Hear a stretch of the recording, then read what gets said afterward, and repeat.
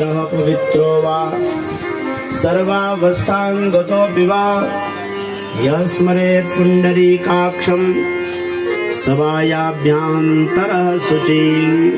कह रहे हैं अपवित्र हो या पवित्र हो, अगर भगवान हरि का स्मरण कर ले, अपवित्रः पवित्रो वा सर्वावस्थां गतोऽपि वा, किसी भी अवस्था में प्राप्त हो आप, और उस अवस्था में आप जब भगवान हरि ही ओम इसका उच्चारण मन में करते हैं तो आप जो है हृदय से पवित्र हो जाते हैं। बाह्य पवित्रता के लिए पंचगव्य आदि का प्राशन करना पड़ता है, जल आदि लेना पड़ता है, लेकिन हृदय की पवित्रता किससे होते? हृदय पवित्रम जब ब्रह्म ज्ञानम, जब भगवान का स्मरण हो, ब्रह्म का ज्ञान हो, तब हृदय पवित्र हो जाता है। तो बोले दूसरा चरण क्या है धर्म का? पवित्रता, सोच। पहला चरण तप हो गया, दूसरा चरण सोच हो गया, और तीसरा चरण बताया दया। तीसरा चरण क्या है? तीन चरण हो गए धर्म का, तीन चरण। पहले चरण क्या? तप। देखो अगर आप व्रत करते तो अगर आपके क्षमता नहीं है तपने की तो आप विचय में व्रत दिन छोड़ी, 2-4 व्रत कर दो तब बोलते कि हम नवन में से व्रत छोड़ देंगे। लेकिन अगर आपके अंदर तप है तो आप व्रत पूरा करते हैं।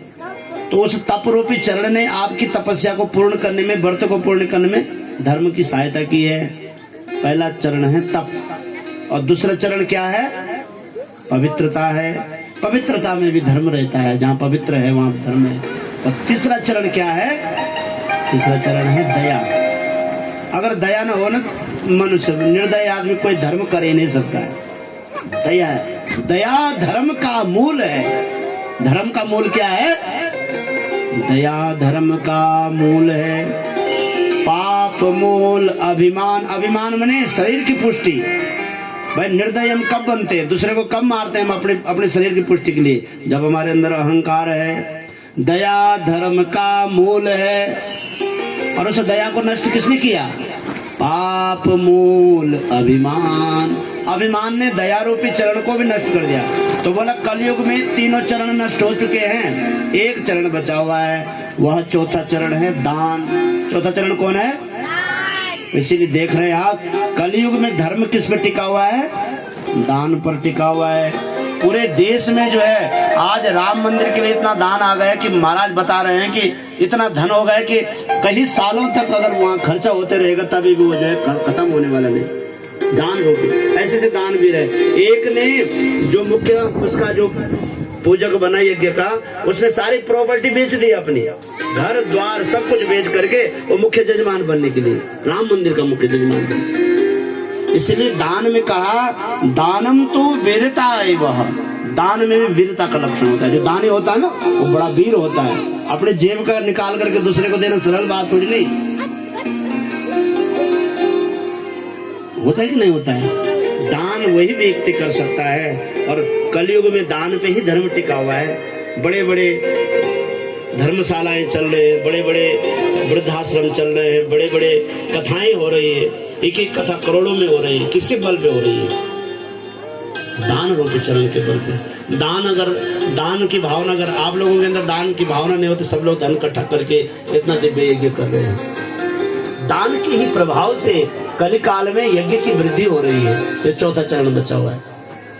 तब तक परीक्षित जी ने तलवार खींची, जैसे मारने के लिए उद्यत हुए। ये कलयुग था बड़ा बुद्धिमान। कलयुगी प्राणी बड़ा दिमाग वाला होता है।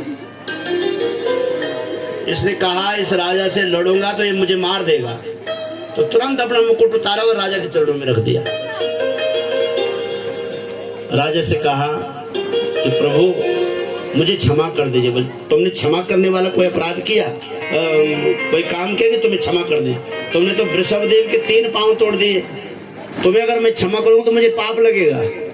उन्होंने कहा आप पांडव वंशज हो, और पांडवों की एक कल्पना थी, एक संकल्प था कि जो उनके शरण में आ जाए उसे वो कभी भी शरणागत को कभी भी दुखी नहीं करते थे। मैं आपके शरण में हूं। तब परीक्षित का बात तो सही है। बोला ठीक है, अगर तुम जीना चाहते हो तो मेरे राज्य से दूर चले जाओ। कलयुग ने कहा कि इस समय भारतवर्ष का सम्राट ये है, धर्म यहाँ है, अगर मैंने यहाँ प्रवेश नहीं कर पाया तो मैं फिर प्रवेश नहीं कर पाऊंगा। तो बोला महाराज जहां भी जाता हूँ वहां तो आपका राज्य है, आप तो चक्रवर्ती सम्राट है, आपके राज्य के अलावा कोई स्थान ही नहीं है, इसलिए आप मुझे स्थान दो।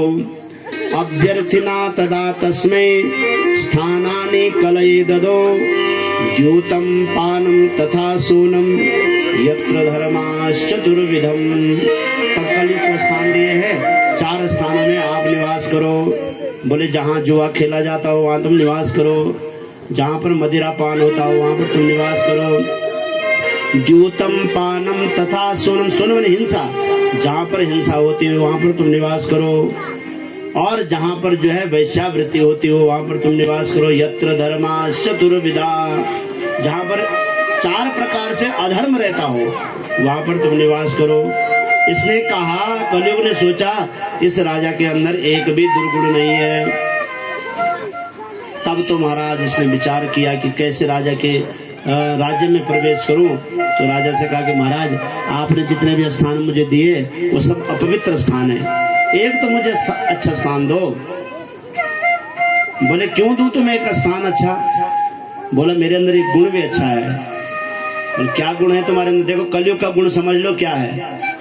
जो सतयुग में तप करके जितना पुण्य मिलता था, कई वर्षों तक तपस्या करनी पड़ती है, द्वापर में यज्ञों से जो पुण्य मिलता था, और त्रेता में व्रतों के माध्यम से जो पुण्य मिलता था, कलयुग में वही पुण्य भगवान के नाम स्मरण से होता है, भगवत नाम स्मरण से वही पुण्य मिल जाता है। ये मेरा गुण है। यह कलयुग ने कहा किससे? परीक्षित जी से। परीक्षित जी ने कहा कि अच्छा गुण तो तुम्हारा अच्छा है। तब उनको पुनः पुनश्च याचमानाय जात रूपा मदात प्रभो, पुनः याचना पर उन्होंने कहा ठीक है, जो अन्याय से उपार्जित सोना होगा, न्याय से उपार्जित नहीं, अन्याय से उपार्जित जो सोना होगा उसमें भी तुम्हारा वास होगा। क्योंकि भगवान ने, कृष्ण ने कहा है धातु नाम अस्मि कांचनम, धातुओं में मैं सोना हूँ, भगवान ने कहा है। और एक तरफ कह रहे भागवताचार्य भागवत में कि धातु मन सोने में जो है कलयुग का वास है। तो दोनों बात भिन्न है। सोने में जो है भगवान का वास होता है, इसलिए लोग सोना शरीर में धारण करते हैं। आपने देखा होगा जब देवता के लिए कोई छत्र उतर बनाते हैं तो उसमें सोने का टीका लगाते हैं। क्यों? उसमें दैवत्व गुण आ जाता है। क्यों? कि सोने में भगवान का वास होता है। एकादश स्कंद में भगवान ने कहा। लेकिन जो अन्याय से उपार्जित द्रव्य हो, उस द्रव्य के द्वारा खरीदा हुआ जो सोना है, उस सोने में किसका वास होता है? कलयुग। दोनों स्थिति है। सोने में भगवान का, अच्छा सोना पहनो, कम पहनो पर अच्छा पहनो, बहुत ज्यादा सोना मत पहनो, कम पहनो, अच्छा सोना पहनो, आप में भगवान का वास रहेगा। और अधिक सोना पहना लेकिन वो सोना जो है अन्याय से उपार्जित है, उस सोने में किसका वास रहेगा? कलयुग का वास रहेगा। वो बुद्धि भ्रष्ट करेगा, उल्टे उल्टे काम करवाएगा। ये निश्चित है भाई, शास्त्र की बात है। मैं अब महाराज परीक्षित जी ने जब ये स्थान दे दिया, कलयुग चरणों में प्रणाम करके परीक्षित जी चले गए। अब कलयुग प्रतीक्षा करने लग गए कि राजा के राज्य में प्रवेश करना है।